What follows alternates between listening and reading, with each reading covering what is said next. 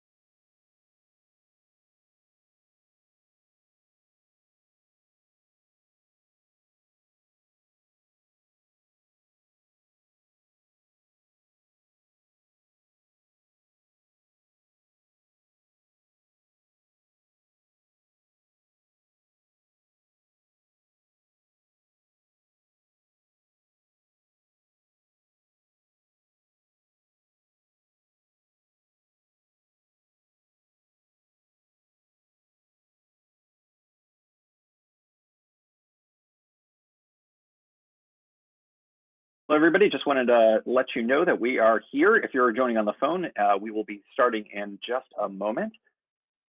And I believe, oh, there we go. There's Andres.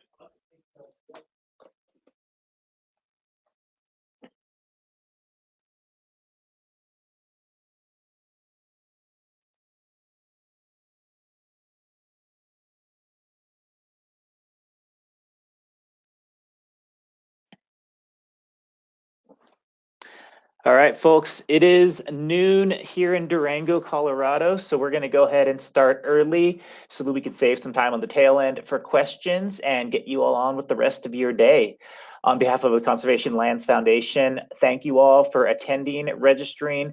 Thanks for taking the time out of your day to join us as we learn about what 501c3s, which many of you are, can and cannot do, especially as it relates to an election year cycle.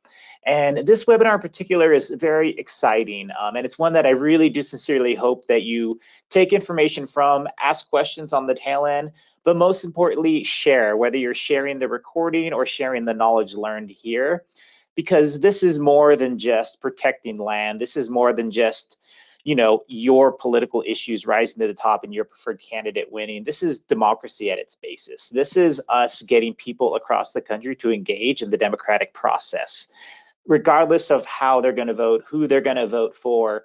We in the United States have an abysmal voter turnout rate. We've seen little ticks in recent elections sometimes, but for the most part, we are not exercising probably the most important right we have as citizens, which is to choose how we're going to be governed and who's going to represent us in our nation's capital, in our state's capitals, in our city councils, town halls. We get to put people in office who represent our views, and when very small percentages of our populations are voting, it's a sure sign that something's not wrong. Maybe there's not trust in the system. Maybe people are being disenfranchised. Realistically, it's probably a mixture of both. We have a guest who's going to start us off and share a really great example of how when people vote, good things happen. This is nonpartisan. This isn't saying vote one way or another, but really this is saying when you get people out to the polls to choose who represents them, good stuff happens all around. When people are not allowed to the polls or it's made difficult, certain interest groups may win, may get to have their interests represented over the majority of people. So for this one, I would say, let's know that this is all based around land and conservation because that is our vision, that is our focus. But really, this is much bigger than any of that. This is getting people out so that representatives represent their perspectives, their needs, and it's all an aim for a more just future. Now, Boulder Advocacy and Tim have been great in lining up. This is our second of the 4 webinars, focused on all the ways that we can be strong advocates in our community for land and people. But I wanted to introduce Drew Cooper before we have Tim come on. Drew's coming from the Rural Utah Project, and without explaining too much about who they are and what they do, this is a story about how when you get people out to vote in one particular county, San Juan County, good stuff can happen. You can flip the elected representative power in a county to represent that demographic, the people whose needs need to be represented. And the impact goes beyond great things in land. It's equity, it's access to social services, and most importantly, it's representation for the future of our democracy. So I'm going to turn it over to Drew to talk about the Rural Utah Project, San Juan County, the work that he does, as an intro to this webinar on what you as 501c3s can do when it comes to engaging voters, get out the vote campaigns, and really just making sure that we're all involved. So for now, I'm going to mute myself, turn off my camera, and turn it over to Drew. All you, buddy. Thanks so much, Andres. And thank you to everybody for attending the webinar. And my sincerest apologies for the closet that I'm in right now. I'm actually very much in rural Utah. I'm at a Navajo Nation chapter house here in Red Mesa, just 2 miles north of the Arizona border and about 30 miles west of the Colorado border. We're here today doing a census drive, trying to recruit people to apply for U.S. Census jobs and, of course, do voter registration for Utah elections.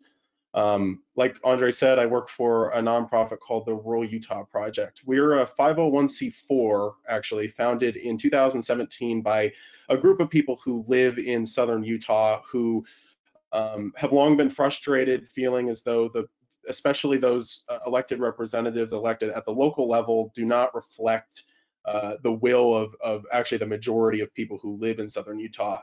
Local elected officials, and I'm sure many of you across the West can attest to this, that they tend to be some of the more ardent conservatives and anti-lands voices when it comes to our national conversation about public lands. So Utah being the state that it is politically, this group of people, our board decided to get together in 2017 and found a nonprofit that was specifically dedicated to making change at the local level. And of course, the first area where we really apply that model of organizing is in San Juan County, Utah, which of course is home to Bears Ears National Monument. It's a county that's always had a majority Native population, but has never had a majority Native county commission, which is the county governing body here in San Juan County. So in 2018, we started a really robust, nonpartisan, entirely 501c3 actually friendly voter registration and get out the vote effort. We registered about 1,600 voters, which doesn't sound like a lot, but when you consider that the county only has about 7,000 registered voters total, it's a pretty substantial difference. And of course, of those 1,600, about 95% of them were Native people, particularly Navajo people. And of course, getting registered to vote is one thing, actually turning people out is another. But in 2018, there was enough excitement. I think a large part was around the conversation and excitement around Bears Ears National Monument, the illegally downsized monument. I think really galvanized people to the polls, and particularly having the opportunity, because of a federal redistricting decision, a court case that drew new county commission districts, and for the first time ever created 2 of the 3 commission districts that were majority Native. It resulted in the first ever Navajo majority county commission in San Juan County. Also, the now county commission has flipped its position on Bears Ears National Monument, is in support not only of restoring the original 1.3 million acres in the initial Obama designation, but actually expanding it to the 1.9 million acres recommended by the Intertribal Coalition to begin with.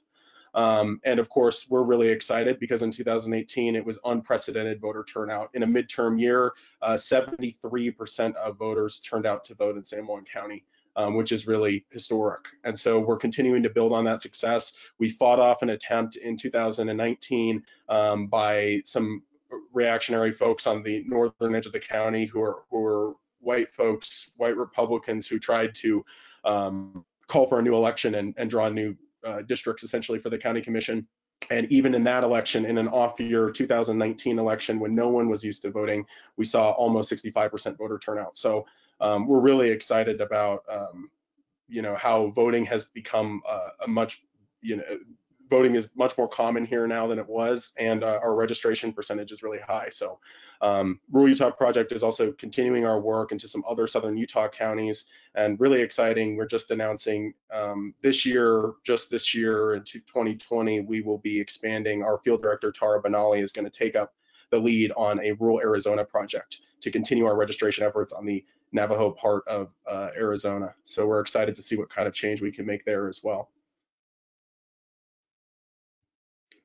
And with that, I'll turn it back over to Andres and to Tim. But I'm happy to, stick around, take any questions that you have. And of course, I always say that, we're a C4, so it might feel like we don't have, or, we have some more freedom and flexibility than you all would if you're working at a 501c3. But in 2018, our entire program was 501c3 friendly. Totally nonpartisan and with no explicit candidate advocacy. So I hope that at least is a lesson, and hopefully something that you can take home and feel good about trying to replicate. Thanks so much. Hey, thank you, Drew, so much. And for those of you who attended Rendezvous, you probably heard from them directly about their work in Utah and how it might translate to the larger Friends Grassroots Network across the West. So if you have any questions, we can all connect with Drew and the Greater Rural Utah Project afterwards. But for now, I'd love to turn it over to Tim and let him take us through 501c3 friendly election activities. Thank you. Thanks so much, Andres. I have to say, I do this kind of for a living. I'm an attorney. I do work in nonprofit voter engagement, voter registration. And that story that I just heard from Drew is just really inspiring for me. And I hope it is for all of you as well. And like Drew said, that he's a C4, but what he did and what his organization accomplished with folks in San Juan County are the types of things that you're able to do out of a 501c3. And so my goal today is to help you understand what those rules are so that you can maybe in your communities have a similar type of policy outcome success and get folks to the polls that are from underrepresented communities like the Navajo Nation there. And I think that was just a really great example of the types of things 501c3s can do. So I am going to go to my handy dandy little deck here. So if you'll pardon me while this awkward transition happens, then we will get going. Well, nope, see, I have to do it the opposite way. I have to share my screen first, and then I get to do it. You would think I would have this down, but I'm almost there. There.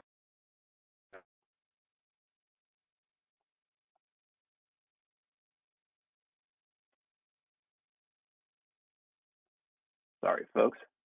There we go. All right, much better. Now, I just want to tell you a little bit about Alliance for Justice. My project is the Boulder Advocacy section of Alliance for Justice. as the larger part of the organization, we're a national association of 120 organizations. We're committed to progressive values and the creation of an equitable and just and free society. On the other side of the office, you may be more familiar with the folks over there. They are doing work on federal judiciary. So they're very active when there's Supreme Court nominations, and of course, when there's lower court federal judges. And there's been a lot of work lately on all of that. They do great work over there. My side of the office, this is where I sheepishly admit, we are the leading authority on the laws governing nonprofit advocacy. A little bit about organizations first. We've already thrown at you 501c3s, 501c4s, things along those lines. I want to start off here at the top and talk about the distinction between these different types of organizations, because when you're playing around in the election season, when you're being an advocate during election season, you're going to see a whole host of different types of organizations out there. Your organization, my organization, 501c3 organization, they are tax exempt. And when you write a check to a 501c3 public charity, you're allowed to get tax deductibility for that contribution. Turns out that is the best treatment that tax law confers. And one thing that I've noticed, and lawyers who practice in the same area have noticed, the better your tax treatment, the more restrictions you'll find on your advocacy work. If you were around last time, my colleague talked about all of the different ways that lobbying can be a part of a tool for your 501c3, but you're limited in how much you can do. Today, I'm going to start the first of two parts on the limitations around electoral activities. Now, this box is in scary red for a reason, because there is a very, very strict rule, and that is you're not allowed to support or oppose a candidate for public office, and you've got to be strictly nonpartisan. Now, the interesting thing is that that's a very prescriptive rule. It's a very bright line rule. You cannot cross that line, or your organization risks revocation, taxes, a host of scaries. The interesting thing is, as we'll discover, there's a ton of work that you can do before you even get up to that line. Drew already talked about that, gave a great example about that, and I'm going to tell you how you can do it and the rules all around that. So just because I make that box red, that doesn't mean that you can't be really active as advocates around election season. And in fact, if you're not doing it, I think you're leaving a lot of opportunities on the table. Let's talk a little bit about 501c4s. That's Drew's organization. It's also, we have an affiliated one at Alliance for Justice. It's called Alliance for Justice Action Campaign. League of Conservation Voters is another 501c4. 501c5s and 6s are other types of organizations. Believe it or not, it goes up to 501c30 something, I think. These are all different types of nonprofits, but the rules are all the same. Labor unions, trade associations. The most famous one is the National Football League. Yes, it's a nonprofit, believe it or not. All of these organizations have one thing in common. They're tax exempt, but because they aren't treated as well as C3s, in other words, if you write a check to Alliance for Justice Action Campaign or Drew's organization, that person can't write that contribution off on their taxes. So tax treatment isn't quite as good as it is for C3s. So as a result, they're able to do a little bit more advocacy work. They can do an unlimited amount of lobbying, which is great. We talked about that in the last session. For electoral activities, they're allowed to do things that support or oppose candidates as a secondary activity. That's why you're going to see a lot of different organizations that you may think of as nonprofits that are doing things that you're like, wait, I just checked this webinar and Tim said we can't do that. Well, there are types of nonprofits that can, because they're formed a little bit differently. And you may be allied with them. They may be parts of your coalitions and whatnot. They're able to be active in a different way during election season. And I just want to make sure that I draw the distinction there. I won't spend too much time here on 527 organizations, but they tend to be the political committees. They are essentially set up as the flip side of C3s. They very rarely do lobbying activity because actually they get taxed if they do it. There's one thing I've learned to practicing in this area of the law: if you tax something, nonprofits will tend not to do it. They are usually most and best created for partisan political activity. LCV Victory Fund, Emily's List, a few others out there, of course, are examples. All of the political committees in the world, or excuse me, in the US, are under this designation of the tax code. So that's kind of a lay of the land right there for you. Let's really hone in on that one box. What can 501c3s do around election season? Well, the first thing that I'll say is that they can be active participants in election season. As I said before, if you are taking that prohibition against partisan election activity as sort of a cue to sit down and not doing any advocacy during election year, you're really leaving a lot of opportunities on the table. In fact, you're kind of ceding those opportunities to folks that might have a different point of view on policy than you, that may have a different point of view on how federal land should be used, local lands, things like that. You just don't want to cede that territory from a policy perspective. Now, I'll reiterate one more time, 501c3s cannot support or oppose candidates running for public office. And I think it's important to understand what that means. So I'm going to break that down a little bit. The most important thing to know is who is a candidate in the context of all of this? Well, it's probably everyone that you think, and then maybe a couple of other folks as well. So candidates include people who are officially running. They've got an official campaign, they've got an official campaign committee, things along those lines. It also includes folks who are considering running, whether they've got an exploratory committee, or even if they're part of public speculation about whether they're running or not. I've just been talking recently to some folks in a city out west where they've got somebody who's on their staff who is part of media speculation as to whether or not they're going to be running for a particular public office. And I was telling them that actually at this point, the IRS would consider that person potentially a candidate for public office. Now, it isn't kind of like, well, it's got to be 6 newspaper articles or 10 blog posts or things like that. There's no real rules on this, but it's kind of, as we'll discover how these rules go, a little bit of a feel when you're making a determination on these things, which is a little bit frustrating, I'm going to have to tell you as an attorney, and probably for you that's sitting there trying to understand these rules. There isn't a lot of guidance on this, and that guidance tends to be very squishy. So this is just one of those areas on that. But for the most part, if you think someone is a candidate, they're probably a candidate for purposes of these rules. Characteristics of the public office. So in other words, this person has to be running for a public office. That's typically, and it doesn't have to have all of these things. Again, these rules are a little bit squishy. The position is created by some kind of a statute, a law. It's an ongoing position, not an occasional one or a contractual one, or one that has not just a term, but the entire office has a term, as opposed to, say, a presidential term or a congressional term or a state legislative term. It's got to be that that office exists in perpetuity. It's just that there's maybe terms for these folks. If the office itself dissolves after a certain amount of time, then that's probably not going to be a public office. Fixed term, as I mentioned before, requires some kind of an oath of office. That's also a factor that's involved. And one thing that's really important here, although we're talking about federal tax law, the rules apply to any level of government, whether that's federal, state, or local government. You're not allowed to take a position on any of those candidacies, federal, state, or local. So important to know about all of that. There's 2 categories of rules that I like to talk about here. Number 1 are the safe harbors, or areas where the IRS has given us guidance. Places where the IRS has said, you know what, 501c3s, public charities, this is totally allowed. This type of voter registration work is allowed if you do X, Y, and Z. And then the other much larger area, quite frankly, is everything else. And what we use in that area is what we call the facts and circumstances analysis. So as a result, because those safe harbors are very limited and very narrow in scope, oftentimes we find ourselves in this facts and circumstances analysis a lot.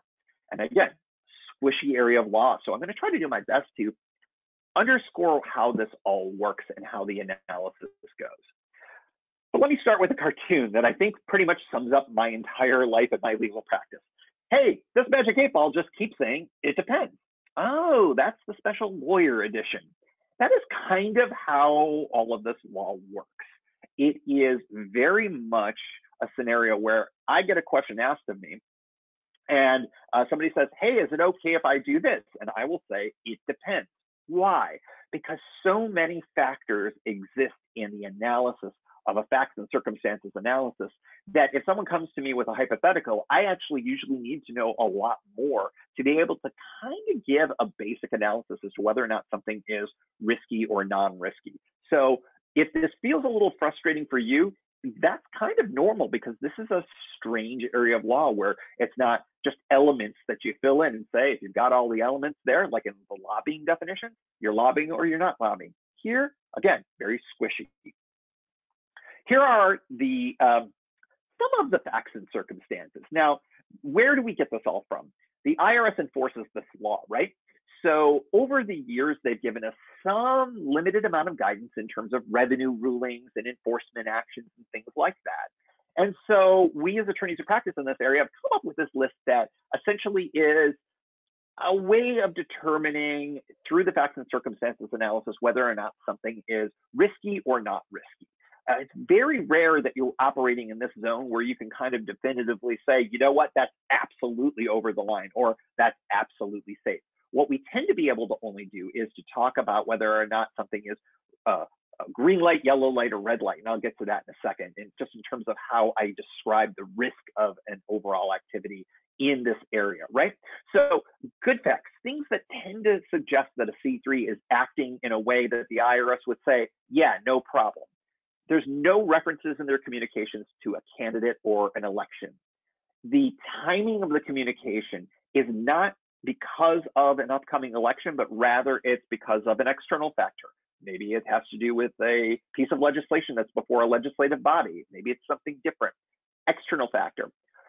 The organization is talking about a broad range of issues rather than a narrow range of issues. As we'll talk about in a second on the bad fact side of things, a narrow range of issues can sometimes feel like to the IRS, like you're comparing candidates and you're contrasting them. And you get into the what we call an area of a tacit endorsement. And what does that mean? It means that you've got, you underscore, say, hey, here's candidate A. They totally agree with all of us on federal lands issues. And here's candidate B. Candidate B is terrible on these issues. Hey, general public, right before the election, we thought you just want to know. That's the type of a scenario where actually the IRS is going to say, nah, that's going over the line, because we see what you're doing there, C3. Whether you intended or not, it looks like you're supporting one candidate and opposing the other candidate. So you can see how context can really matter in all of this. Another thing on the good side of things is a history of similar work or communications. So if you've been very active in your issue advocacy around lands, public lands, then you can continue that advocacy even as we get into an election season, because you've got that past history of it. If you've been critical of incumbents before, you can continue that criticism. Now, as we get closer and closer to an election, how you go about that criticism may have to be changed a little bit, because as you get closer to an election, another contextual change, it might look like you're opposing that candidate. So you have to be mindful that these things aren't absolutes, they're just factors. Last thing on the good fact side, it's part of an ongoing series of similar ongoing communications. Let's say you have a newsletter. If you continue to put something in that newsletter and the release of your newsletter happens to coincide with being right before the election, the IRS is going to say, you know what, that newsletter isn't being released because of the election. That happens to be the date. It always comes out on a particular Monday, and that happens on this year to be the day before the election. That could be a factor in your favor. Now, that doesn't save you if in your newsletter you say, we're a C3 and we endorse this candidate. That's just not going to save you. And I use that to illustrate the fact that just because you have good facts on your side doesn't necessarily mean that the IRS would be okay with things. It just tends to shift things more in your favor in the analysis. Let's take a look at some of the bad facts, things that tend to show that you're engaged in partisan political activity that's not legal under the law. You tend to be doing, you're on the bad fact side if you're referring to a candidate as a candidate, that the timing of your communication is motivated by the election outwardly, that you have a political motivation to the targeting of your message. For instance, you're trying to go after swing voters. That's very bad for a C3 to do. You're comparing a candidate to a preferred position. That was that whole tacit endorsement thing that I talked about, where you say, here's how we feel about this issue, and this candidate agrees with us, and that candidate doesn't. That starts to get into a very, very risky territory if you're doing those types of communications. So you really want to avoid those. Last but not least, even talking about a particular issue that maybe you've been advocating on all along, but it turns out that as we get closer to an election, that it is a wedge issue that really divides the candidates. It could be in some instances that you could be talking just about that issue, and the IRS might say, that's such a big issue in this election, it's hard to divorce those two things, and we think that maybe you are supporting or opposing candidates in that. Not all the time, but again, it's a factor that could be weighed in for or against you here. So good facts and bad facts. Basically, you throw them all in a bag, you shake them up, and you look in and you see how that all goes. Is this an easy thing to be able to figure out just by looking at things?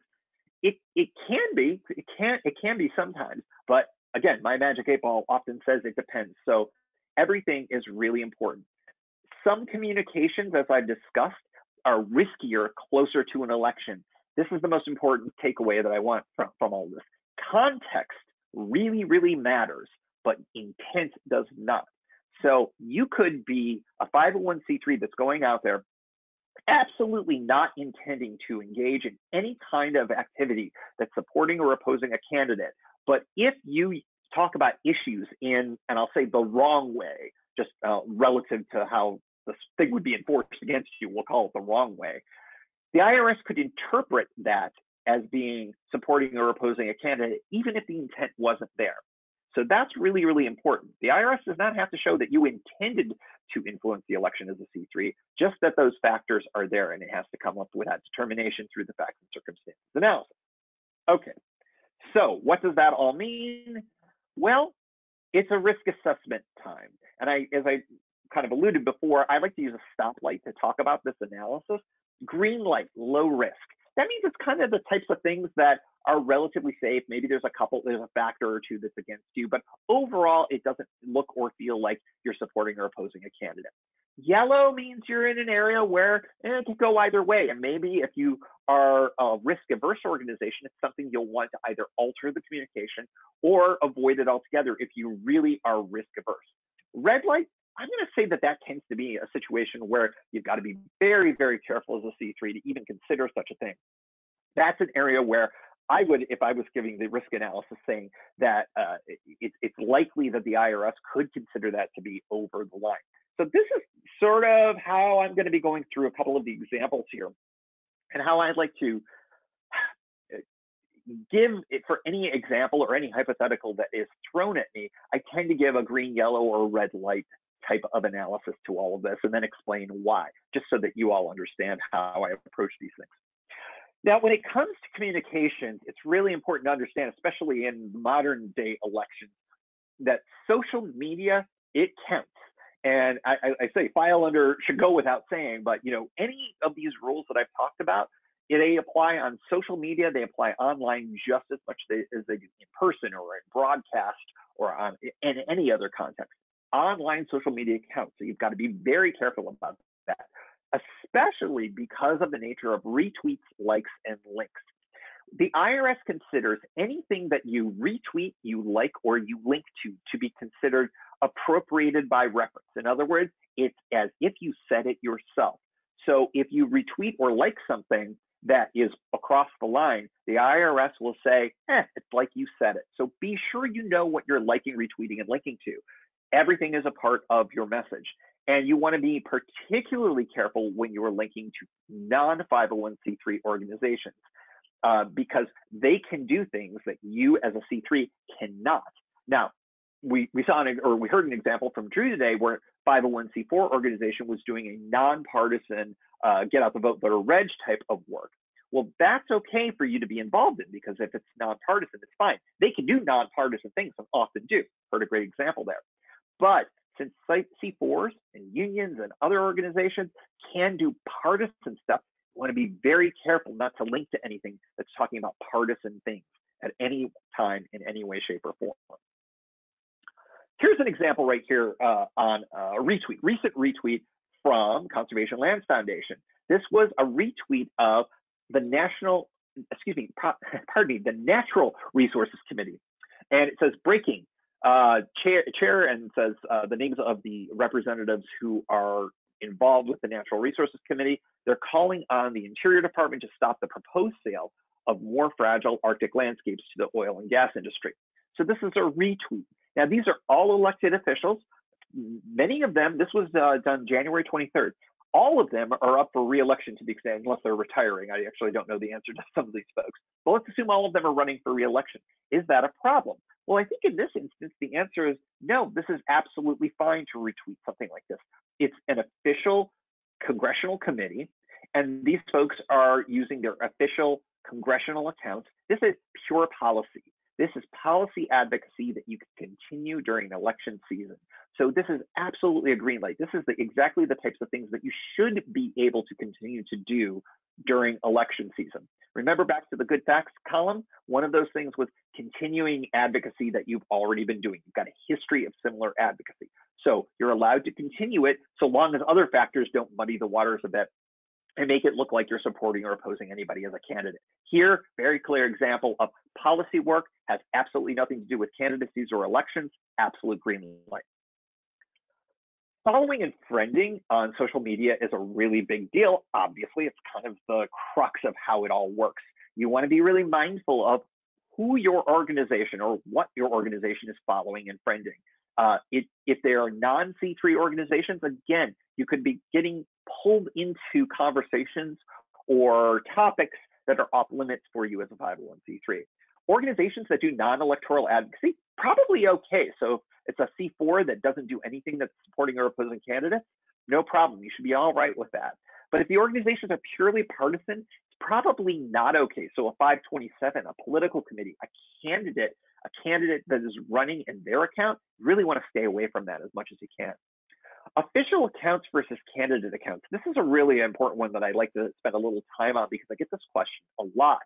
It's okay to follow or friend a lawmaker incumbent's official account. In other words, the office that they are currently holding, because they're doing policy work, and you can do policy work. You do policy work.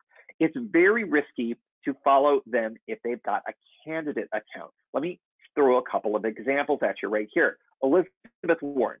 This is an example of her Twitter account. And if you take a look at this, you'll notice that this is her presidential campaign account. And she's very good. She's one of the few that actually says, hey, official campaign account right here.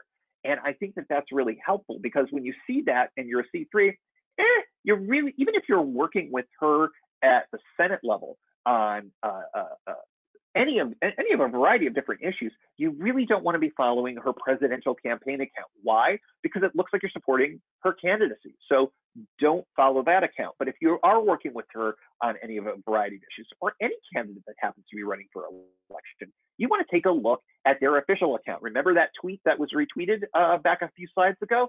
Those were all official Twitter accounts. So is this one. This is the official Senate account for Elizabeth Warren.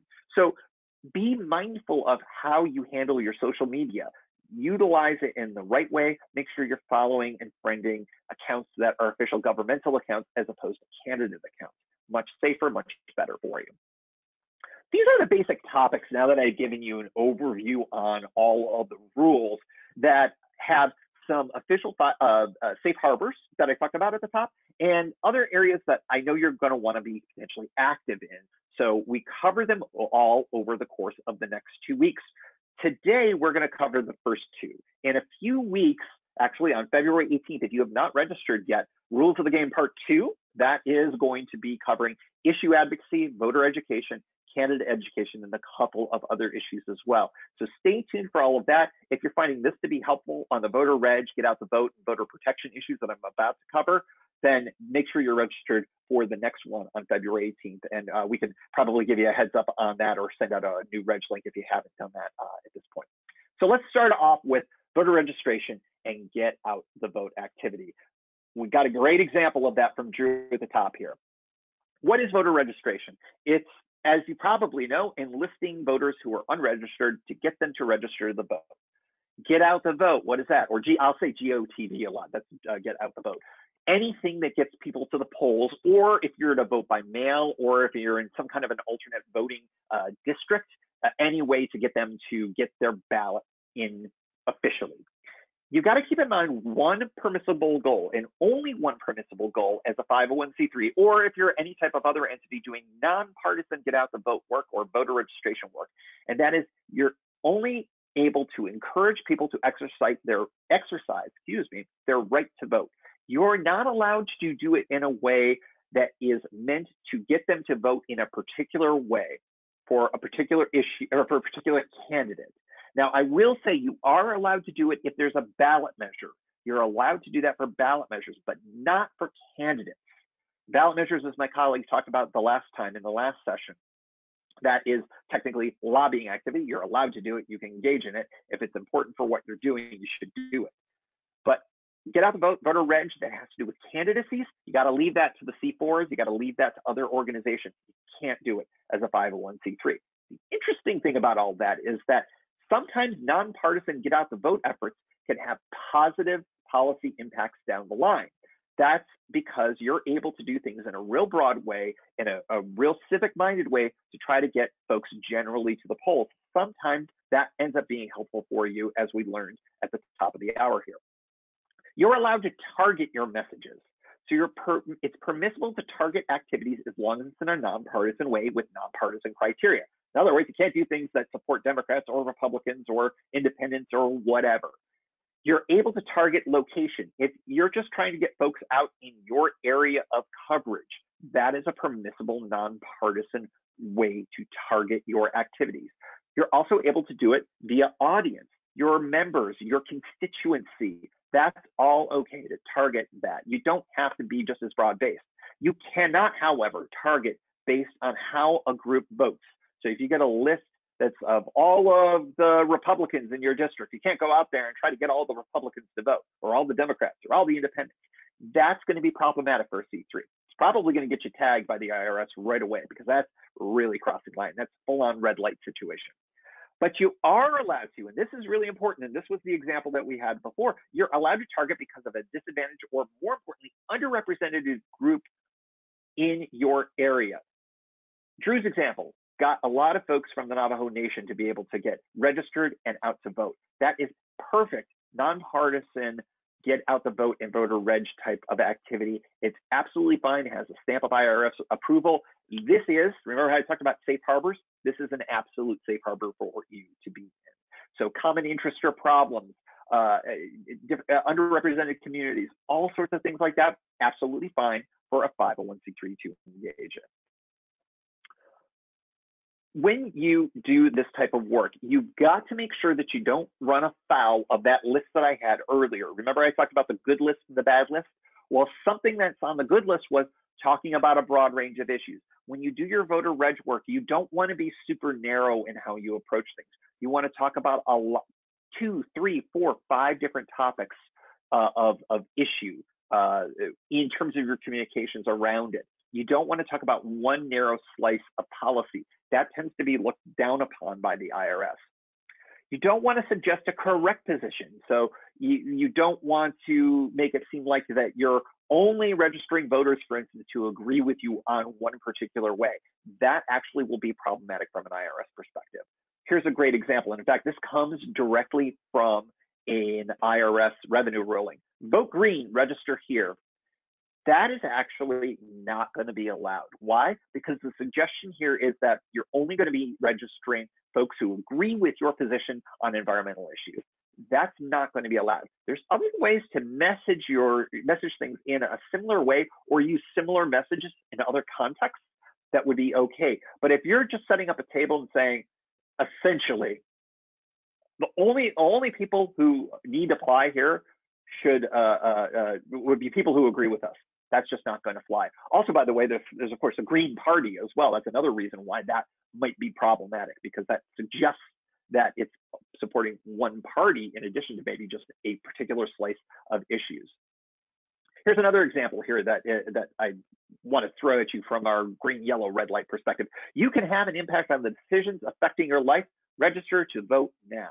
That's pure C3 gold right there. Absolutely green light. You could see it's not super hard hitting from an advocacy perspective.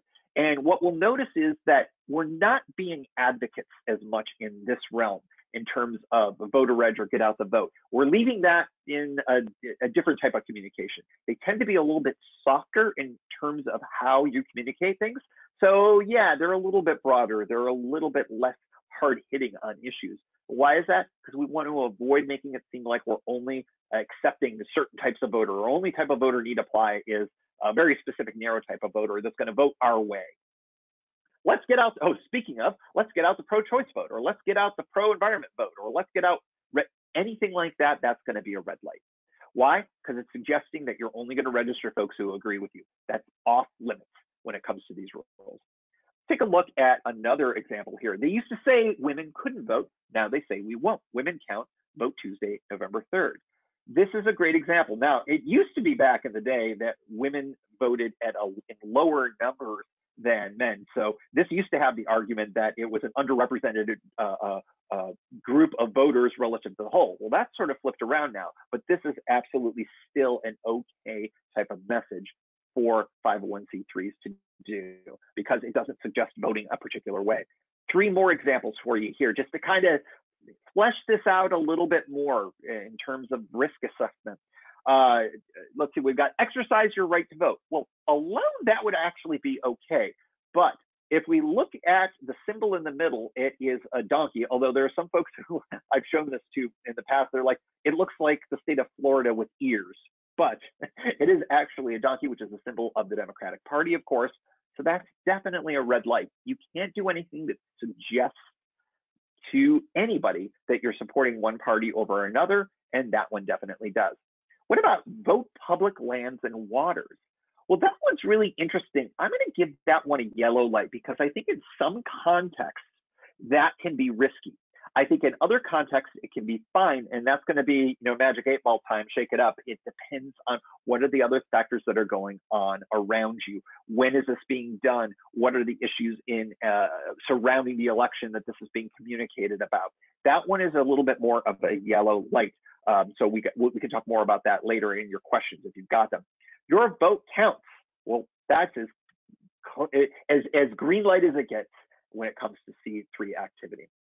I want to go one more here. This is another one. Vote no on Constitutional Amendment 36 or whatever ballot measure. Remember, I alluded to this before. This is actually the one time when you are able to get directly involved in the issue, because this is not a candidate election here. This is a ballot measure. So don't forget the special rule that this is actually lobbying activity. If you're a 501c3, you're allowed to do you're allowed to do that, just not as much as you want. You're limited 20% for most organizations, and that's of course from the last session that we had with my colleague. Another example here. This one is from the American Hiking Society. At first glance, you might say, oh, this feels a little bit risky. It says, do your elected officials support public lands? Explore the key issues they should vote for to be strong public lands advocates. Download the Vote Public Lands Checklist PDF. And if you take a look at all of this, it's not linked to get out the vote or voter reg or the election.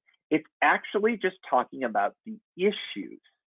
And this is actually a document that's a little bit more linked to what happens after they get elected more than anything else. It's saying, hey, these are the types of issues we really care about. Now, the interesting thing about this is that without saying anything, because this isn't linked to get out the vote or voter registration or the elections, I give this a green light. If, however, you took something like this and said, link this very much to the election, saying that this is a voter guide or this is some kind of a way for you to figure out who you should vote for, this can get into a little bit more of a riskier area. This is the kind of stuff that I'm going to be covering on the next session, in the part 2 session in a few weeks. So stay tuned for things like that. But because this type of document is not linked to the election, not linked to a get out the vote effort or a voter registration effort, pure green light, no problem. There are ways to do these types of things that are linked to GOTV, voter reg, voter education type things. We're going to talk about that in a few weeks. All right, I want to spend a couple of minutes here on voter protection, just to sort of wrap things up, and then we'll get time for all questions or anything, comments, whatever you've got. Voter protection is a relatively new construct out there, and the idea is that it is ensuring that all voters have an equal opportunity to vote, and they have that vote count. So we've got, just like Captain America with the shield, trying to make sure that everybody who has the right to vote can vote, because there are forces out there that are actually trying to prevent people from voting. This is a pure C3 type of thing to get involved in, because the idea here again is that you're protecting everyone's right to vote, and that is an okay area for C3s to engage in. And in fact, this can be done in a partisan or a nonpartisan way. So it's important that if you are going to get involved in something like this, make sure you're getting involved in a nonpartisan voter pro coalition as a 501c3. as I mentioned, there are a whole host of other ones that are done by C4s that are done in a more partisan way, because they're trying to essentially make sure that voters that they want to vote get to vote. Here in a C3 way, it's done, you can still follow those same targeting rules that we talked about before, underrepresented communities, things along those lines. That's still a C3 activity, so you can get involved in those areas. There is a robust infrastructure for nonpartisan voter protection. Right after the holidays, right before the holidays, there were several conferences here in DC all about the upcoming 2020 501c3 nonpartisan voter protection efforts. And so one thing that I took away from all of that is, if you're interested in getting involved in something like this as a C3, if you feel like this is your wheelhouse, there are a whole host of coalitions that are handled by a larger coalition that I would recommend, just as a best practices type of thing. And you can find out more information on that by going to 866ourvote.org. There are state and local partners that are involved in all of this. There are a ton of resources there. These folks are doing really, really good, important work, because, as I mentioned, there are forces out there that are trying to prevent people from getting registered to vote. There are forces out there that are trying to prevent people from actually being able to get to vote. And these are the folks that are trying to make sure that, from a nonpartisan perspective, again, not trying to get anybody in particular elected or defeated, but just making sure everybody who is eligible to vote can register and cast their ballot. Pure nonprofit, pure C3, pure nonpartisan type of efforts. These are available to you, and I would really encourage you, if you're interested in getting involved in stuff like that, to go to 866ourvote.org. I think they do amazing work. They get my full endorsement and my Captain America GIF, which I was very excited to find. I always try to sneak in my comic book nerdery every once in a while. Folks, I want to kind of just throw out a couple of resources for you before we get to questions. Here, I'm in the DC office for Boulder Advocacy. We've also got offices in Dallas. We're opening one up in Houston in the not distant future. West Coast, we've got folks, San Francisco and Los Angeles. We've got an attorney on call Monday through Friday. Give us a call, drop us an email. We've got an online form if you've got questions on any of this. Don't forget to register. We've got the part 2 coming up of our rules of the game. So all of the other areas of voter related activity advocacy that you can do, that's going to be coming up. So make sure you're registered with that. And then we're going to be doing something new for me, an Ask Me Anything session as the 4th in the series of all of this, where you'll be able to bring all of your questions on any of these types of issues. And I'm actually going to be dragging in one of my colleagues from the LA office to help out with all of that as well. So we've got you covered. But take a look and make sure you've got all those numbers and whatnot. Now, in the interim, I'm going to take my screen off of sharing, and there I am. Okay, great. I am ready for any questions. Andres, I'll kick it back to you for kind of giving me any questions that have rolled in, and we'll go from there. Great. First, thanks a ton for everything. This is super informative, and I think this is something that's going to sit with people for a little bit. We're going to be thinking of some of the questions that we might need to be asking. For folks who have questions, real quick, on the little control panel that should be somewhere up near my face over there, there is a questions tab that you can type your questions into, and then we can find you and unmute you if you want to ask it. Otherwise, we'll just read it. So in the interest of giving people some time for maybe some specific questions, I think one question I had for you, Tim, and for anybody on the call on this webinar is, I think actively going out and doing voter registration, going out and driving people to the polls is a very active form of get out the vote. And it's something that we should be doing, again, alluding to the very beginning when I said this is our democracy. This is the role we should play in our communities, regardless of what type of organization we are. On the other side of that, not so much active, but very passive, I know every group here attends a number of public lands events. You set up your table at different fairs. You're seen in the community all over. You have an office maybe that people come visit. And Tim, I want to get your thoughts on what does it look like to simply have voter registration forms at everything you do in the year 2020, 2021, 2022 going on. Simply as a way of saying, look, we do land, we do all this. Hey, by the way, are you registered to vote? Where's that line if it's something that just becomes the norm at every tabling event, encouraging people to vote? How do you divide those two things? Yeah, I think that there's certainly ways that you can do that where so long as your jurisdiction allows for that type of voter registration. One thing that gets a little complicated about all of this, it's sort of a feature and a bug. It's actually what's protected us from really crazy, foreign interference kind of stuff, is the fact that we've got hundreds of different voter registration and voter districts, basically, because it's not run by the federal government. There's one kind of size fits all. It's actually down at the county level for most states. So sometimes there are different rules at each county level. So you're going to want to make sure that if you're doing voter registration, that your state and or your county allows for you as an organization to do it, because some states have very, very onerous restrictions as to whether or not you can do it. So first things first, make sure that it's okay for you to do it. Some states allow you to have voter registration forms, but you're not allowed to touch them after the person has it. They're supposed to be the ones that mail it in. Some places allow you to take them and to mail them in or to otherwise drop them off, but sometimes you have to be a specially registered organization for that. So make sure you know what your rules are in your locality before you go about doing it, because there can be problems, there can be issues with that at the state or local level. Generally speaking, though, for the rules that I was covering, that's actually okay, so long as in the context of everything, and again, this goes back to that facts and circumstances analysis, so long as it doesn't look like you're supporting or opposing candidates or parties as a piece of all of that, that's totally fine. So as a threshold question, yes, totally legal as far as your tax status goes. And then the next area that you got to look at is it okay at your state and local level for you to be the organization that does that? Voter registration is a little bit different than get out the vote. Get out the vote kind of stuff, that's just messaging. That's just encouraging people to go to the polls. There's almost, I can't think of a single state or locality that would have a restriction on that that would be different than what the IRS has. So you just got to be a nonpartisan all about that. Oh, except near polling places, can't do that, but that's most places. Right. We had a question from Katya, and Katya, I'm actually going to take you off mute so you can ask your question and also kind of introduce yourself. What organization are you representing? Where are you coming from? Yeah, hi there. Can you hear me okay? Absolutely. I can. All right, thanks. My name is Katya Speaker, and I work for the Great Old Broads for Wilderness. We're a national nonprofit that has chapters across the country, mostly in the West.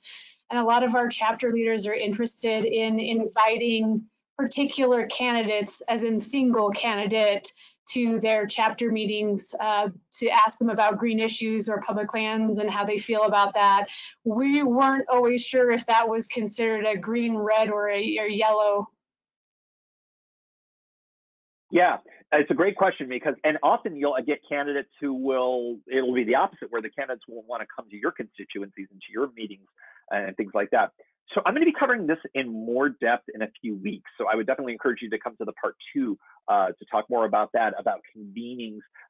This fits potentially into an area where the IRS has given us a safe harbor, and that would be candidate appearances, candidate forums, where you invite all of the candidates. You at least invite them all. If you only extend the invitation to particular candidates, it looks like under the IRS rules that you're perhaps favoring them over another. So if you're only inviting certain candidates or a candidate, that generally is going to be in the red light territory. So I would encourage you that if you're interested in having some kind of a candidate forum or candidate debate, that first of all, come back in a few weeks and we'll talk about some of the rules, but you want to make sure that it's very even-handed, that the questions that you're asking or the presentation time or the time slots, that they're all very even, and that you invite everybody that's running.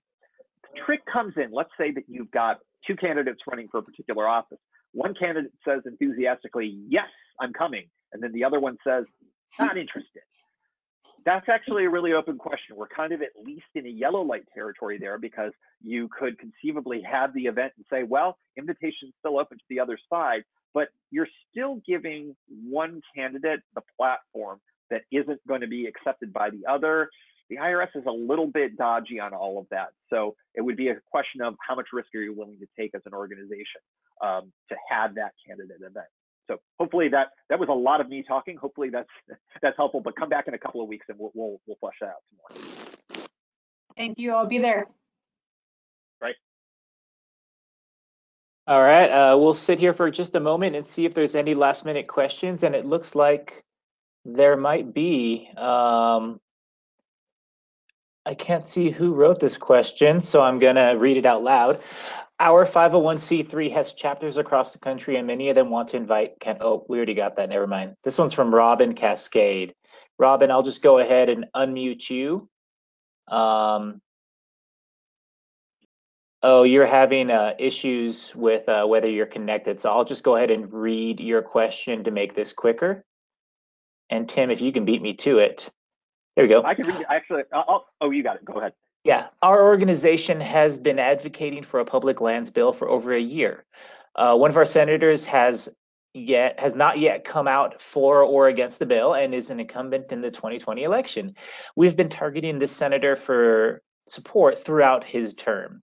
Are we compromised by continuing to advocate for his support if we don't tie it specifically to his race? So that's a really interesting question. I think in some contexts, what you may run into is, let me back up.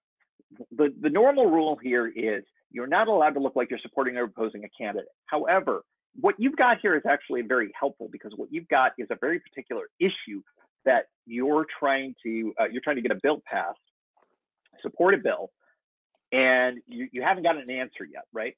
So you're allowed to continue this issue advocacy. This is lobbying activity, quite frankly. I mean, you're trying to get them to support a bill, right? So that's totally fine, and that's totally legal for you to continue to do. What you want to be careful about is tying this issue into any communication that is related to the election and to re-elect. So in other words, if you're out there saying, let's say you've got a tweet that says, hey, everybody, we still haven't heard from Senator so-and-so about their position on Senate Bill 92. That's fine. That's all very, contact them, let them know that we support this important bill to protect our public land. That is completely fine. That's grassroots lobbying. And that's the type of thing that is all factors in the good column from earlier on in my slides. Where you get into trouble, remember some of the factors in the bad column? That is tying it into the election, saying, we'll remember your vote in November, Senator. That's going to be problematic, because what are you doing? You're tying whether or not the senator supports your point of view on a piece of legislation to a communication that suggests maybe or maybe not you're going to support them in the election. That's where you're crossing the line.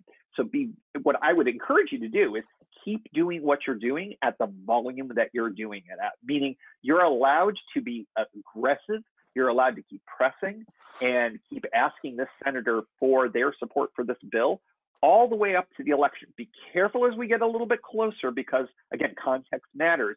If this issue becomes an issue within the election, the person that's running against this particular senator, it becomes a big issue. You got to watch how your communication looks and feels, because you don't want to make it look like you're supporting the other candidate.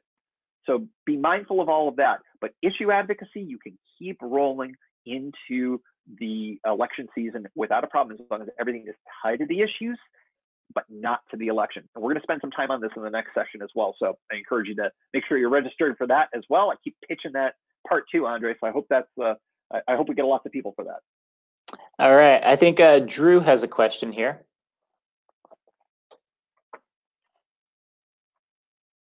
Let's see. Hey, Drew, yeah. there you go. Hey, sorry, Tim. Hey, I actually had something come up. So actually, Utah Project just launched a 501c3, weirdly enough, and some of these questions are on my mind. And something that came up last year we thought about a lot was specific targeting for like get out the vote text messages, as an example. Say you're a membership 501c3, and say you've been tabling at a lot of pro public lands events, and you've collected voter registration forms there, and you've entered the information off of those voter registration forms into a spreadsheet, including phone numbers. How okay is it as a C3 to specifically only send text get out the vote reminders to your membership and people you've registered to vote at pro lands events, and not the voter file as a whole? Does that factor in? Yeah, that's a good question. The first thing I would say is you want to make sure that utilizing the phone numbers off of those forms is legal within your jurisdiction, because in some jurisdictions that may not be legal. So threshold question, of course, always make sure you're checking your state or local law on that. Assuming that it is okay, you're allowed to target within constituencies. So if these are folks that are, it's at a membership event, for instance, and you know these are folks who are members, yeah, you're allowed to do get out the vote messages as a C3 to your members. That's enough of a targeted message that's within okay bounds. The IRS isn't going to require you to have some broad-based thing to make sure that you're capturing everyone within touch of you. You're allowed to make it the geographic area that you're in, your membership. That's all totally fine in terms of your limiting your targeting. That's absolutely all okay.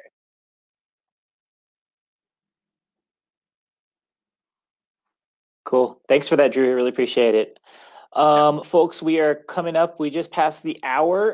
For those of you who wrote questions, really appreciate it. Those of you who attended, thank you. You all and everybody who registered will be getting a follow-up email with the recording, any materials and links. I would encourage you to share this within your network. Share what you've learned at your next staff meeting. Get people excited about the next webinar. I'll be sending out another push to get folks registered for the last two. And my hope is that this is shared broadly. Again, you can go to our website, conservationlands.org, and you can actually access our Friends Network portal, which has all of our archived trainings, including these. It's a great place to see what we've been doing. Let us know what other resources you all need as organizations. And again, 2020 elections are coming up really soon. 2 years after that, 2022 elections. 2 years after that, more elections. This isn't just us saying engage in the 2020 elections. This is us looking at how we encourage a network of 70 organizations with all their membership and all the staff and communities they work with to engage in the public lands message overall as a part of something we do as the best advocates we can be for our communities. So this is a small slice of what we should be doing, and we really want to be here to support all of that. So please reach out with any questions. If we can't answer them at CLF, we will happily connect you with any of the other organizations, whether it's Boulder Advocacy, Advocates for the West, or other partners that can answer your questions and help you work out specific strategies. So with that, again, thank you, Tim, thank you, Drew, and thank you everybody that's here. We'll go ahead and close out this webinar, and please join us for the next couple webinars. Have a great afternoon. Bye. Thanks, everyone.